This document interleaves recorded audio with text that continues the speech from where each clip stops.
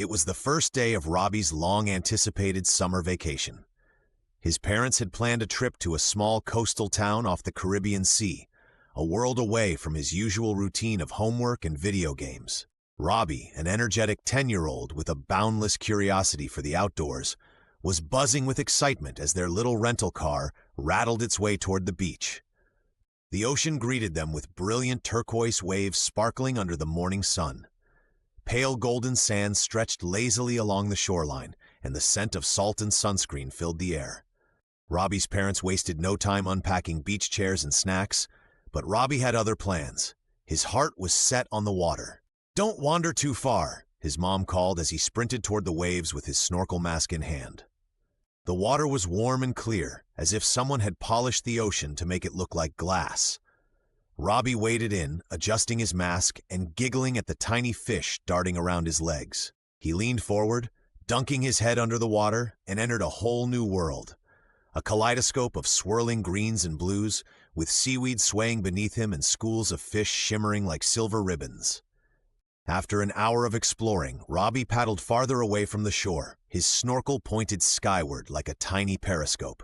That's when he saw it, a sleek gray shape beneath him, gliding through the water with a grace that made him freeze in place.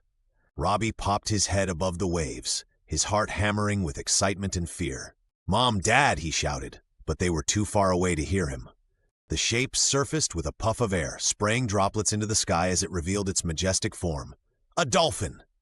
Robbie's jaw dropped as the creature swam closer, as if equally curious about the boy floating before it. Robbie treaded water, unsure of what to do. "Hi," he said, though his voice sounded silly even to himself. The dolphin let out a soft clicking noise, tilting its head like it was trying to understand him. Its dark, intelligent eyes studied him, making Robbie feel like they'd known each other forever in that instant. Suddenly, the dolphin made a playful twist, diving under and emerging a few feet away. It seemed to be beckoning him deeper into the ocean. Robbie hesitated, remembering his mom's warning not to wander.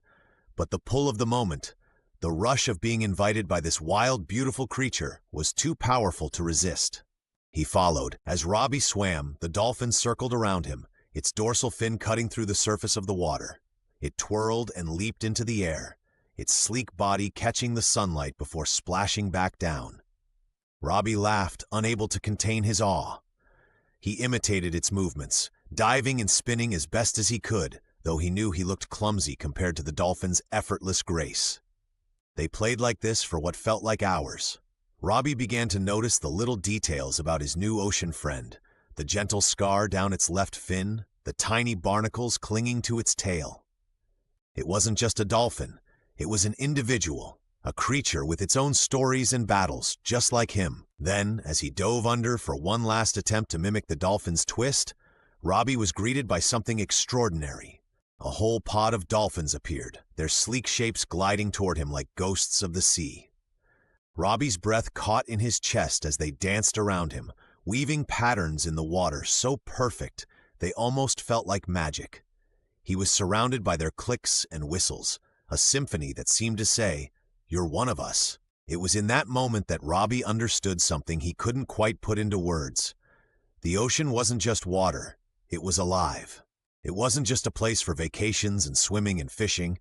It was an entire world filled with beings who had families, relationships, and even playful afternoons, just like his. Eventually, the pod began to drift farther out, their silhouettes blending into the deeper blue. Robbie's dolphin lingered behind for a moment, as if to say goodbye. Then, with a final leap into the air, it disappeared beneath the waves. Robbie swam back to shore, his arms tired but his heart full. His parents rushed to meet him at the water's edge, their faces a mixture of relief and worry. "You were so far out," his dad scolded. "What were you thinking?" "I met a dolphin," Robbie said breathlessly, pulling off his mask. His face was glowing. "No, actually, I met a whole family of them." His parents exchanged skeptical smiles, but neither of them pressed him further. They could see that something profound had happened, something words couldn't fully explain. That night, as he lay in bed listening to the distant sound of waves, Robbie couldn't stop thinking about his encounter.